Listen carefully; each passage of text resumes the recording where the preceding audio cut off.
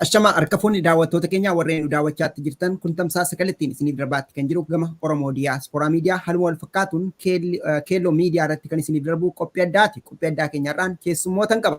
Kanaan dalas marsaalee hawaasummaan alatti gama chaanaalii 16ffaa halluu wal fakkaatuun keelii reediyoo 101 qabxii 7 irratti nu hordofuu dandeessuun dhaamsa kooti. Maarreen egaa har'a keessummootan qaba. Keessummoonni koo yeroo baay'ee Oromiyaa xiqqoo jennaa yookiis Minisootaa keessatti tajaajilli hawaasummaa danuutu kennama. Isaan keessaa dhimmi nu irratti fuulleffachuudhaaf jiru waa'ee tajaajila hawaasummaa Hennepin County keessa jiru irratti fuulleffanna. Isa kana keessatti immoo jarreen waliin jiranii keessummoota kootii isaan afaan Oromoodhaan waan uummanni keenya magaalaa lakkuu Minneapolis St. Paul addatti immoo Hennepin County keessa jiru argachuu qabu irratti dhaamsa nuuf dabarsu. Isaanis Caaltuu Umar haaluma wal fakkaatuun Maaruuf Hasan.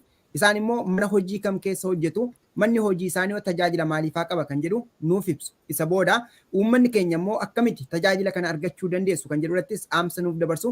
Turtiin keessan waliin haa ta'u ani tichaa guddataati. Ayyee tole Caaltuu warreen nu caqasaatti jiranii akkam jirtu fayyaa keessanii nuuf jedhiiti. Isa booda immoo mana hojii keessa hojjettu yookiis immoo biiroon keessan maal akka jedhamuu fi tajaajila akkamii uummataaf akka kennitan yookiis hawaasaaf akka kennitanii nuuf ibsime gabaabsi. Galatoomii maqaan kiyya Caaltuu Umar Nanjaanii hojiin tiyya Hennepin Health the Community Outreach Coordinator. So Hennepin Healthing insuranceidha for Hennepin County resident uummata medical assistance or Minnesota care qabu nuti option choose godhachuu dandeessu. Medical benefit provide goona things like medical, dental, transportation and mental health coverage. And so galatooma that's my hojii. Tole egaan daawwattoota keenya jalqabuma irratti of koltiisin gaafadha. Caaltuun jireenya ishee irra guddaa kan isheen jiraatte biyya kana sabateedhaa fi tariyyoo afaan Ingiliffaatti maktee isa sana immoo qajeelchee Maaruuf bareechee nutti hima. Anis hangatee waan tokko isiniif himuu yaala. Galatoomi Caaltu. Maaruuf yooyyaa jedhimee uummata kana. Yooyyaa duraan dursee Oromiyaa Diaspora Media Oromo Diaspora Media sagantaa akkana fakkaatu kana qopheessitanii tajaajila hawaasni keenya argachuu qabu akkaataa hawaasni keenya afaan isaa galuun itti hubannaa argatu sagantaa kana qopheessuudhaaf iticha guddataa hedduu galatoomin siinjaa. Maqaan kiyya Maaruuf Hassanii irra guddaa warreen magaalaa lakkoo kana keessa jiraatan nabiya kan gara waggaa 12 moo kanaan Hennepin County kana keessa hojjechaa jira. Tajaajila afaan Oromootiin uummata Oromoo tajaajiluuti hojiin kiyyaasi. Position kiyya case management assistance jaa ammoo kanan godhu hojii community outreach dhaati. So sagantaa bareedaadha galatoomin siinjaa. Baay'ee gaarii tole egaa warreen nu caqasaatti jirtanii waan amma keessummoonni keenya himan bu'uura godhattanii waan hedduu dhaga'uudhaaf akka jirtan himuun yookiis beeksisuun ni danda'ama. Haa ta'u egaa dhaabbanni keessan Maaruuf tarii gara Caaltuutti darbuufan jira. Dhimmi fuulleffannoo keenya dhimma inshuraansii fayyaa haaromfachuu kan jedhu irratti kan nu fuulleffannu. Barbaachisummaan inshuraansii maaliif fayyaan faayaa jedhanii dubbatu yeroo adda. Haa ta'u garuu isa kana dhugoomsuudhaaf biyya kanatti inshuraansii qabaachuun akkaan murteessaadha. Sanatti osoo hin darbiin dura dhaabbanni keessan tajaajila akkamii kenname Maltaa Cultural Services gaafa jennu tajaajila akkamii argatu namoonni akkamitti immoo isin quunnamuu danda'u ishee kana gabaabsinuuf maqichi bareedaadha sabateedha. Galatoomi dhugaa akkuma jettee fayyaan faayaa biyya kana keessatti inshuraansii fayyaadhaa qabaachuun yeroo dhukkubee dhibdeedhaan mana yaalaa dha'itti odoon ta'in oduma fayyaa qabduutu inshuraansii qabaattee waan borus mudatu waan hin beekneef jecha inshuraansii qabaachuun hedduu barbaachisaadha. Uummanni keenyallee waan kana baay'isee ni hubata jedhee yaada. Ammoo gadi fageessee kanneen uummatatti dhaamuu barbaadu inshuraansiin waa hunda caalatti barbaachisaadha. Yoo niif hin qabaannee mana yaalaa dha'ite gatiin isaatis guddaa waan ta'eef jecha inshuraansii haaromfachuun waan barbaachisaa ta'e godhuun dirqama. Obviously nan hojjedhu Office of Multicultural Services Hennepin County keessa jiraatu. Departmentiin kun gara waggaa 23 moo kana dura Hennepin County'dhaan uumame. Haga ammaatitti hojii dabalataa gara nama 100 olii if keessaa qaba departmentiin nan hojjedhu kuni. Wanni nuti goonu guddatti namoota biyya adda addaarraa dhufan kan language barrier rakkoo afaaniidhaa qaban akkasumatti illee biyya kanaaf aadaa biyya kanaatiif haarayaa kan dhufan kan gargaarsatti haajamu akka dildilaa taanee tinnifnee bakka namni san gahuu qabuun gahuudha hojiin keenya guddaan rakkoon afaanii biyya kana keessatti akka dhibdee taatee nama kana ibduu waan deebifneef waa'ee aadaa biyya kanaa barsiisuu ijoollee biyya kanatti guddisuudhaan haa ta'u jireenya biyya kanatti eegaluudhaan haa ta'u gara hojiidhaa haa ta'u kana hundaa'uu kan godhu. Ofiisni keenya gara afaan 30 dhiyaatu if keessaa qaba. Namni afaan Oromoo dubbatu jira, afaan Amaaraa dubbatu jira, Somaalii dubbatu jira, akkasumatti Raashiyaa dubbatu jira, Yukireeniin, Afgaanistaan irraa hanga Iraaniin afaan biyya kana naannoo kanatti argamu keessaa afaan uummanni itti haajama jedhamu if keessaa qaba ofiisni keenya gabaabdumatti tichaa.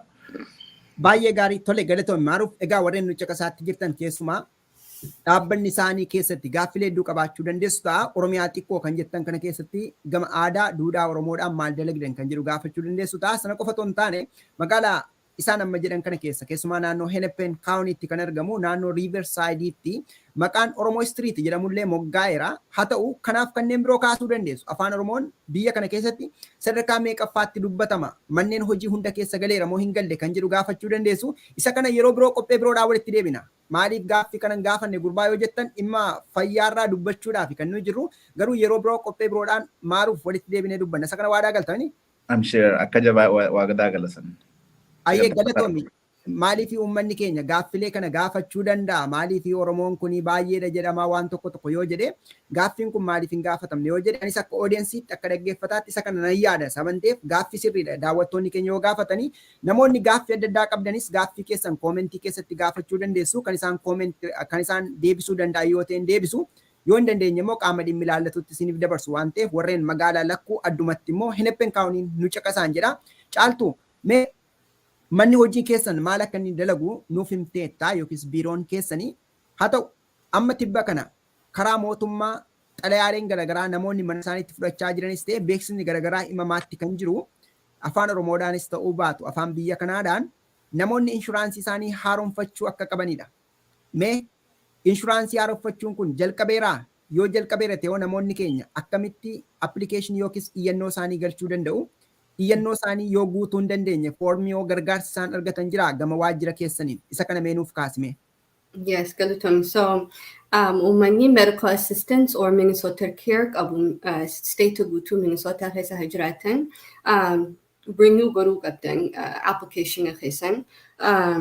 Gaafa COVID renew in phases ne automatically renew godhan waan COVID jecha ta'e amma that's ending. So starting in July.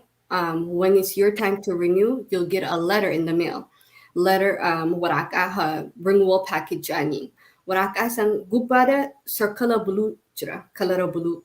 Gizee san arkitan bana lala yoo gargaarsa feetan akkatti renew gootan. We partner with Mingshire Navigators jaanini.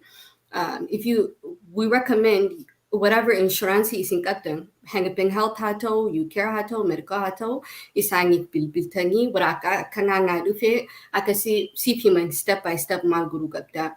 Yoo Hennepin County keessa galtan Office of Multicultural Services is wachi partner higoona isaanittis bilbiluu dandeessan. Uummanni Hennepin Health qabu nuttis bilbiluu dandeessan akkasii step by step isin gargaara.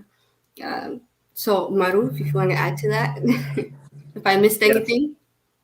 One pointy guddaa jettee jirta jaaltu galatoomii akkuma beekamu eega dhukkubni dhibee koronaadhaa kuni amata sadiif oliif akkuma biyyaatittu akkuma addunyaatittu nu shoora keesseen booda amma wanni hundinuu haaree deebi'ee jira. Kanarraa isteenne Minnesota especially gara state Minnesota kana keessa nama miliyoona tokkoo fi tuqaa shanitti kan dhiyaatu kan medikaala jalatti tajaajila argachaa jiru kan haaromsuun irra jiru akka daataan himutti. Kuni amma tokko keessatti haaromsuun waggaa tokko keessatti haaromsuun hedduu ni guddaa taasii amata sadeen kana keessatti namni adireesa iddoo jireenyaa duraan jiranirraa kan jijjiirrateetu jira. Kan bakka duraan jirurraa godaaneetu jira. Yoonni fi adireesa isaaniitiif kana wanti isaan gara kaawuntii dhufanii abdeet hin godhin jiraate medikaalli isaanii honnoggaanii fi gara mootummaatirraa akka haaromsaniif itti ergame jalaa dhaabbachuu danda'a. Waan waraqaan san isaan hin dhaqqabneef jecha. Rakkoon guddaan jiru, wannummaan amma poointiin guddaan jiru bakka kanatti namoota waggaa 3 kana keessatti medikaala argachaa jiran kan yoo ta'ellee adiraashaa duraan nuti qabnu iddoo jireenyaa kan duraan kaawuntiin kaa'u isteenni siistama keessaa qabu sanirraa jijjiirratee jiru gara naannoo jiraattanii kaawuntii jiraattanii sanirratti deebitanii akka adireesa keessan informaationa keessan telefoona keessan adireesa keessan iddoo jireenyaa akka abdeet gootanidha wanti guddaan kan jiru. Namni medikaala argatu Minnesota Care fi medical assistance kajamutu jira. Medical assistance kuni familiin namoonni disability tahee takkaahoo kan amata waggaa 65 olii medikaalli isaanii nu biratti amma ofiisa keenyatti Hennepin County'dhaan handle ta'a. Akkuma beekamutti waggaa corona arraantina kata'umsiyaa Obama Care kajau medikaalli haaranii gaafa Obamaan bulchiinsarra ture sanii eegalee Minnesotaan kanarraa maqaa iska isteetaa baafattee Minshuur jettiini. Minshuuriin kuni kan irra guddaan maatiin hundinuu jala jiran jechuudha. Warri kun hundinuu yoonii fi haaromsuu fedhan ofiisa keenya dhufuu ni danda'an. Garaagarummaan jiru isteenni warreen Minnesota Care takkaahoo tajaajila fayyaa kan isteetaan kennamu kaawuntiidhaan odoo kan namni isteetaan kennamu akka isaan jedhanitti dhuma waggaa kanarratti kan haaromsi isaanirra jiraatu kan isaan erguudhaafis ta'anii isa san St. Paul keessaa ofiisa qaban Minnesota Care Departmentiin ofiisa mataa isaanii qabanii nama sanii yoo dhufanillee asitti waraqaa guutamuu qabu gunnee akka garas deemanii waraqaa sanii isaan bakka silaa geessuu qabaniif waan isaanirraa eeggamu godhan karaan itti qajeelchina ni agarsiifna. Pointiin guddaan jiru waggaa kana kan amma namootu warreen bulchiinsa waa'ee fayyaa kana laalchisee hundinuu bakka jiranirraa waan kana akka uummanni hubatu barbaadan nama miliyoona 1.5 kan medikaala jala jiru kan haaromsuun irra jiraatu kana keessaa gara nama 170 kana ni dhabaa janii yaadan medikaaluma kanaa kana keessatti adireessa jijjiirrachuu haa ta'u waraqaan isa gahuu dhabuu haa ta'u waraqaa sana odoon laaliin fuudheetuma misplace takkaawoo waraqaa sanii geessuuf haa ta'u ja'anii yaaduudha jiran. So akka isteetaatti nambarri kun nambara guddaadha akka kaawuntiidha. Kana hundarra ammas kaawuntiin guddaan namni keenya jiraatu akkuma isteetaatittu bakki namni guddinaan jiraatu kaawuntii keenya kana Hennepin County'n kaawuntiilee 87 Minnesota keessatti keessaa irra guddoo tan namni tajaajila tirkachuudhaanii fi akkuma heddummina namaatiin jiraatu keessaa waan ta'eef jecha irra guddaan as keessatti namoonni afaan Ingiliffaadhaa isaaf afaan lammaffaa kan biyya kanaaf haarayaa waan kana hubannoo dhabuudhaan haaromsuu dhabuutu mala kaja'utu akka mootummaadhaatitti akka isteetaatitti yaaddoo keessa uummata warra waan kanatti gaafatamu galchee jira. Kana wanni akka hubatan barbaadan. Baay'ee gaarii galatoomi. Ayyeen daawwattoota keenyaa egaa warreen nuti kaasaatti jirtan odeeffannoo jabduudha kan isaan kaasaatti jiranii galatooma maaruuf caaltu haaluma wal fakkaatuun. Maarreen egaa namoonni biyya kana keessa jirtanii akka isteeta waliigalaatti jechuudha. Inni kun dhimma Hennepin qofa miti garuu warreen kun Hennepin kaawunii bakka bu'anii uummata keenyaaf dhaamsaa kennan malee inshuraansii keessan haaromfachuu qabdu yeroo jedhame kana keessatti isa kanadha. Inni kan biroo weebsaayitiin amma isiniif agarsiisuudhaa yaale kan mana hojii isaaniiti asirra yoo deemtanii odeeffannoo tokko lama argachuu dandeessu bilbilittiin bilbiltanis argamuu danda'a. Tarii waa'ee weebsaayitii kanarraa waan muraasa caaltu gabaabsitee yoo nuuf kaaste beeksisa muraasan qabaa dhaabbilee dhimma kanarratti isaan gargaaruu danda'anis waan muraasa kaasuun barbaada. Haa ta'u mee waan weebsaayitii kanaa maal nuuf ibsita kuni haala isaanitti gargaarsa argachuu danda'an natti fakkaate.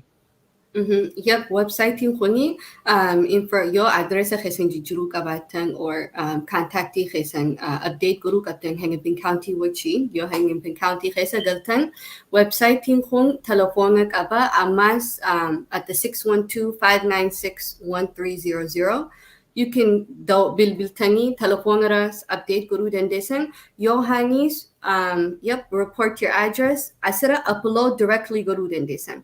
Case number, case and wachi information like date of birth, name, social security, any of these you would gather together and then upload guru din this, and that way bilbilung thing and you don't have to. And then isang Hennepin County ti update ti go and contact ti kesan. Baay'ee gaarii tole dhimma kanarratti waan gabaabsitee dabaltu qabdaa maaruuf yoo hin qabaanne beeksisa muraasan qaba. Tilfoona dawwalanii bilbila dawwalanii iddoo kaawuntii jiraatanii sanitti yooniif waraqaaleen hin dhufiniif yoonii fi waraqaan silaa haarawamuu qabu hamanatti ergamsanillee hin dhufiniif dawwalanii kees nambariin koo kana takka social nambariin kiyya kana dhimma keezii kiyyaa kana waan irra ga'e hubachuudhaan barbaadaa yoo ja'anii karaa sanillee tajaajila argachuu danda'e. Maaliif namni keenya irra guddaan rakkoo interneetaa qabaachuu dhabuu haa ta'u afaan beekuudhaan teeksaa fi kajaan kana namoonni akka ijaarolee faan kan onlaayinii kana deemee waan kana akka islaa barbaadamutti akka islaa information asirra caaltuun ibsite. Kanarratti as gubbaa deemanii adirees isaanii abdeet godhuu haa ta'u tilfoona isaanii haa ta'u information isaanii foormii guutanii asirra deebisuu haa ta'u yeroo qabaatan bilbila sanis dawwalanii maaltu narra jira maaliin godhuu qaba jedhanii yoo gaafatanii argachuu danda'an tajaajila. Maaliif namni keenya irra guddaan namoonni ijaarolee faan rakkoo afaaniitii fi akkasumatti waa dubbisuudhaaf kanaaf waan qabnuuf jecha kun akka isin duba isin deebifne bilbila dawwaltanii tajaajila argachuu qabdan afaan dubbachuu dandeessaniin afaan kanaan dubbadha hojjettan nama san isin yaamanii akka gargaarsa argattan godhuun ni danda'ama gara kaawuntiitiin. Baay'ee gaarii maarreen egaa warreen nu caqasaatti jirtan dhimma kanarraa odeeffannoo guddaa akkasiin argachaa jirtan abdiin godhaa keessumaa fayyaan faaya jedhanii ijoolleen biyyaa ogeessonni fayyaa kan isaan kaasanii isa kana egaa biyya kana keessatti immoo inshuraansii yoo hin qabaanne mana yaalaa deemtanii yoo yaalamuu barbaadan qarshiinsaa akkaan qaaliidha yookiis immoo baay'ee ulfaata. Isa kanaaf immoo yerootti barbaachisummaa isaa beekne appilaayi goone yookiis iyyannoo galchannee argachuudha. Namoonni rakkoo afaanis ta'e dhimmoota biroo qabdan jarreen kana quunnamuu dandeessu. Afaan Oromoo haasa'u akkuma argitanii kana qofallee otoo hin taane dhaabbilee hedduutu magaalaa Lakkuu kana keessatti yookiis immoo kutaa bulchiinsa Minisootaa kana keessatti tajaajila akkasii kennu. Isaan keessaa dhaabbileema Oromoo Diyaasporaa Miidiyaa waliin itti dhiyeenyaan hojjetan keessaa rakkoo afaanii yoo qabaattanii dhaabbata dhimma HIV/AIDS fi haaluma wal fakkaatuun almadaallii fayyaa irratti hojjetu keessaa dhaabbata Sub-Saharan African Youth and Family Services in Minnesota jedhamu yoo quunnamtanii dhimmoota fayyaa haaluma wal fakkaatuun geejiba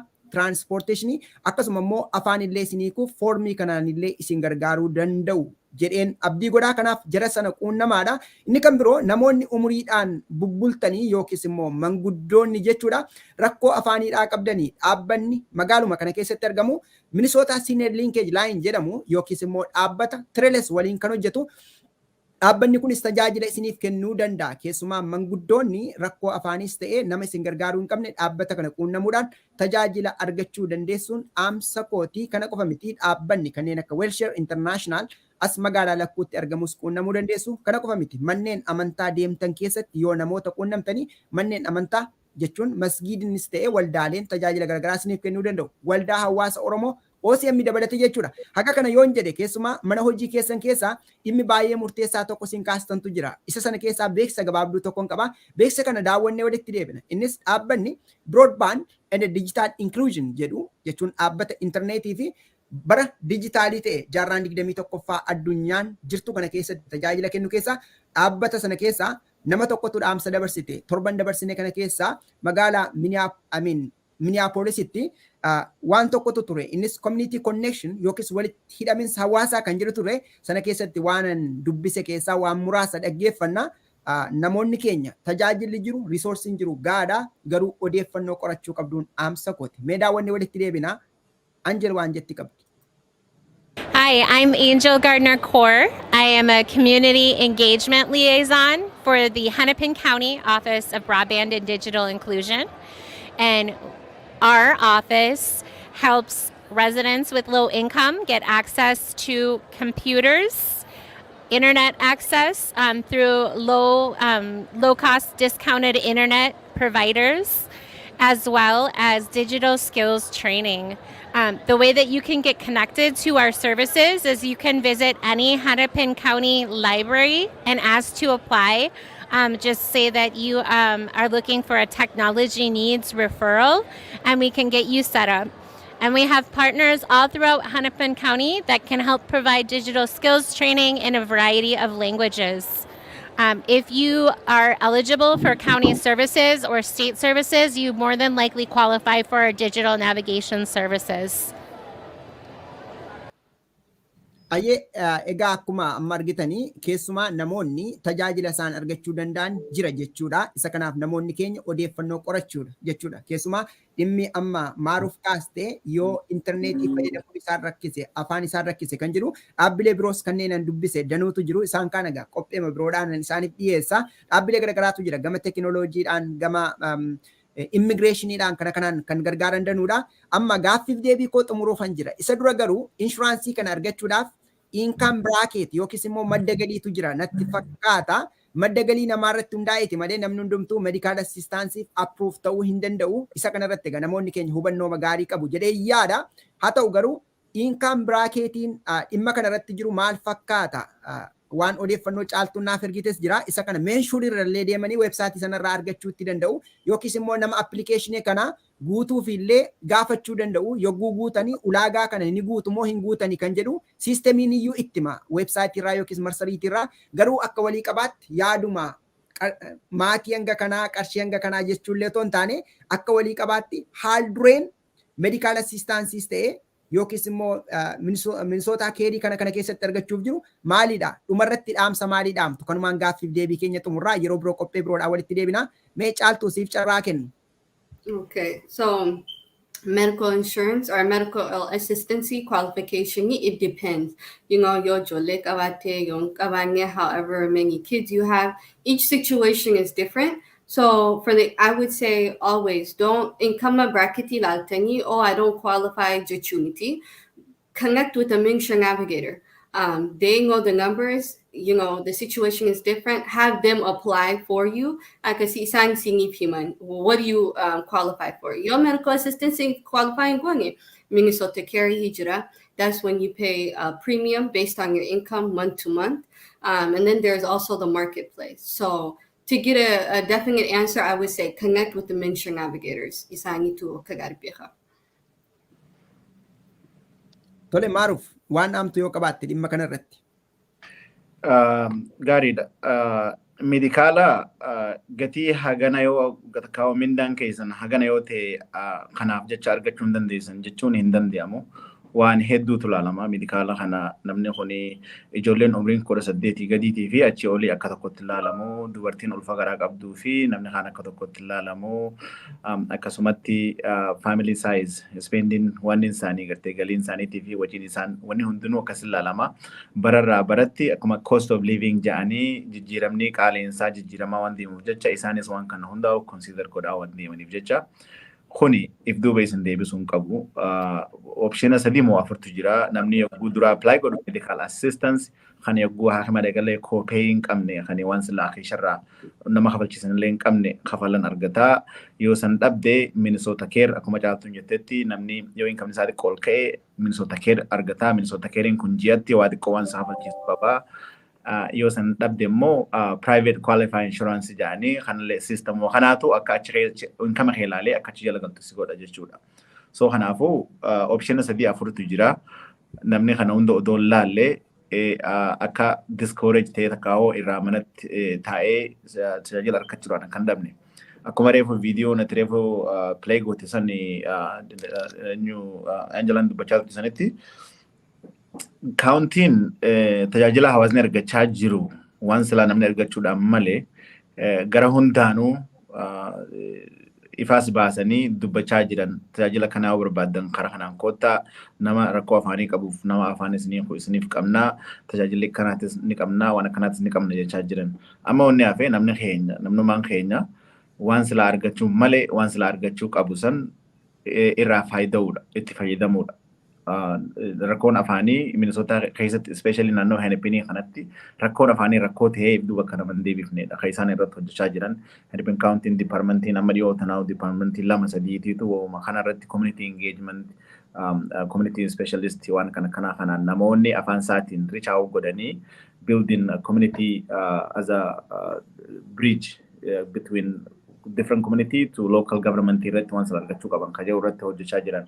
Kanaaf akka ibduban hin deebine wanti guddoon medikaalli irra caalatti waan namni biyya kanatti nu barbaachisu irraa tokko waa'een fayyaa waan nam tokko illee irraa duroomoo miti waan nu barbaachisu irraa tokko kanaaf jecha irra deebinee wanni jechaa jirru eega covid baheen boodatti yeroo waggaa 3 fi 4 boodatti amma bara kana akka medikaalli akka duritti waggaarraa haaromfachaa turtan haaroomu kanaaf waraqaan manatti isiniif ergamaa jira paakeejii renewal ergamaa jira yoo waraqaa sanallee hin argatin gara kaawuntii jiraattaniitti dhiyaaddaa ofiisa keenyas dhuftanii yoo nuuf nu gaafattan isiniif himuu dandeenya medikaalli keessan ji'a kam yoom akka haaroomu isiniif himuu dandeenya gama kaaniinis onlaayinii namoonni neetworkii konneekshina qabdan gara onlaayiniitti seentanii information keessan itti galchitanii yoom akka haaromsan isin wanta godhu arkachuu dandeessanii so karama hundaanuu tajaajilli ni jira tajaajila kanarraa qooda fudhadhaadhaan hawaasa kiyyaaf dhaamuu fedha. Ayyee guddaa galatoomi. Ayyeen daawwattoota keenyaa egaa qophii keenya daawwachaatti kan jirtanii gama Oromoo Diiyaasporaa Miidiyaa haaluma wal fakkaatuun Keelloo Miidiyaa fi Kaayyoo Maltiimiidiyaa Serviisiin nu caqasaatti jirtu kana qofa miti. Qophii keenya gama Lookaal TV yookiis immoo TV chaanaalii naannoo keessan jiru 16ffaa fi KDFM 101.7 nu caqasuu dandeessuun dhaamsa kooti. Egaa qophii kana keessummeessuudhaan kan si waliin ture itichaa guddataati.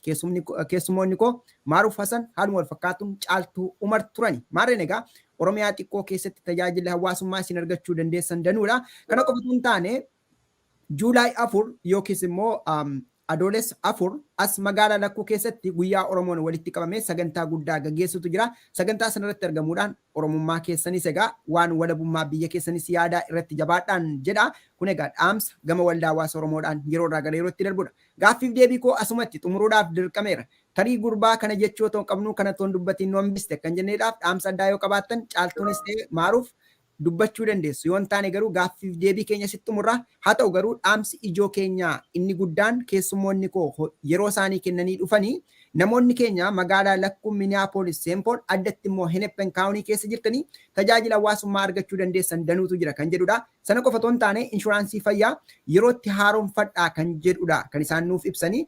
Isuma kana gaa kan jechaa turre dhaamsa addaa kana daballaa kan jettan yoo qabaattanii itti fufuu dandeessu. Yoo hin taane garuu gaaffiif deebii keenya sitti xumurra.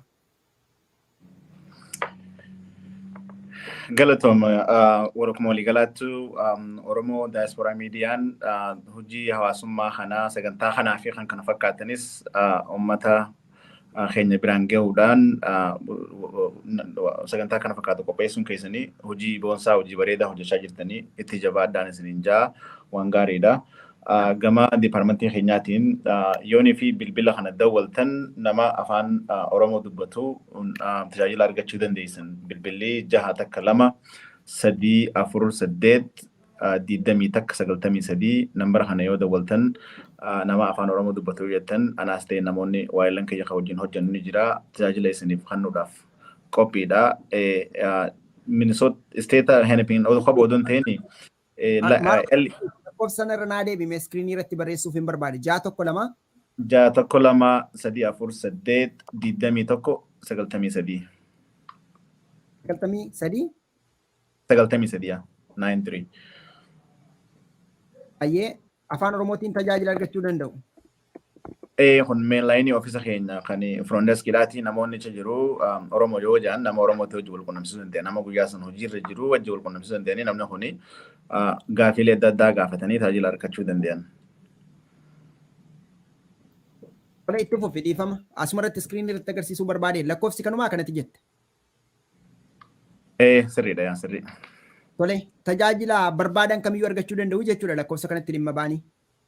Ofiisni keenya waan asitti gargaarru asa gargaarree sarbiisa kanneen gaggeessinaa waan asitti hin gargaaramne ammas riisoorsii waan qabnuuf jecha gara dhimmi san jirutti qaamaanis hojii deemoo taanes community outreach navigate waan goonuuf jecha bakka isaan barbaadan wajjinis qaamaanis dhaabbannee takkaa'oo iddoo sana direesaa fi bilbila isaanii kanneen fi wal quunnamsiisuu dandeenya. So akka sky is the limit jettu faranjiin sanii waan tajaajila hawaasaa irratti nuti dhimma hundaanuu nama directly ta'us indirectly ta'us ni gargaara jechuu barbaadeeti.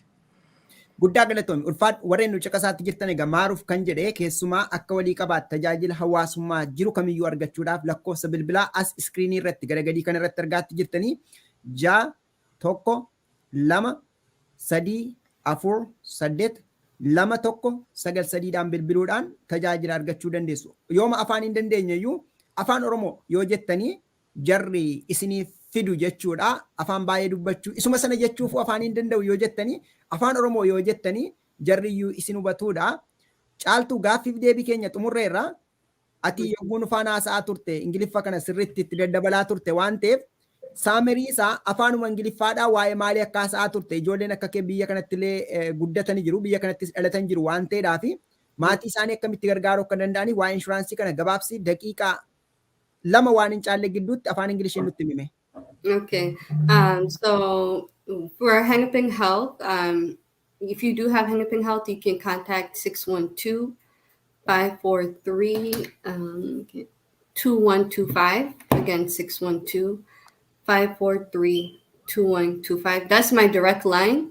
So if you have any questions or just need help, navigating the system, you can call me and I can help find those resources for you, even if you don't have Hennepin Health. And then another thing, Hennepin Health will be at the July 4 soccer game. So yo gafik abatan or need any help, we'll be there tabling. So just look for our logo, Hennepin Health, or call me on my direct line. Ayyee galatoomii. Ayyee daawwattoota keenyaa egaa gaaffiif deebiin keenya kana ture. Namoonni na waliin turanii caaltuu haaluma wal fakkaatuun maaruuf waliin kan turtii taasisne turtii keenya keessatti immoo keessumaa namoonni magaalaa Lakkuu keessa jirtan tajaajila hawaasummaa garagaraa argachuuf bilbila kanatti dhimma bahuu dandeessudha.